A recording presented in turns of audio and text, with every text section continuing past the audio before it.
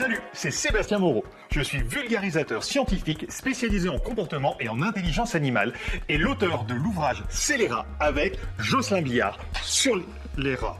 Le livre n'est pas encore sorti du coup. Les rongeurs sont omniprésents dans les laboratoires. Dès qu'il s'agit d'étudier la dépression et les médicaments pour la traiter, les rats et les souris ne sont jamais très loin. Et c'est pas pour rien. Les rats sont des animaux assez émotifs. L'un des tests les plus connus, c'est le test de nage forcé, aussi appelé test de désespoir comportemental. Oui, ça en dit long. En gros, vous mettez un rat ou une souris dans une cuve pleine d'eau dont ils ne peuvent pas s'échapper et vous mesurez quand est-ce que l'animal cesse de lutter et se limite aux mouvements nécessaires pour maintenir la tête hors de l'eau. Ensuite, selon les médicaments qu'on leur donne, on regarde si ça augmente leur motivation et leur persévérance à s'échapper. Ce test est critiqué de tous les côtés.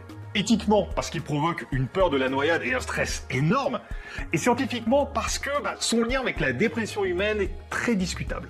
Et en plus, on sait même pas vraiment pourquoi les rats arrêtent de se débattre. Il pourrait y avoir plein d'autres raisons que simplement le désespoir. Tout ça alors qu'on sait que les rats sont des animaux très sociaux, empathiques, joueurs, intelligents et dotés d'un monde intérieur bien plus riche que ce qu'on a longtemps pensé. Et donc là, on leur fait passer des tests de désespoir. J'ai une proposition folle. Et si on arrêtait ?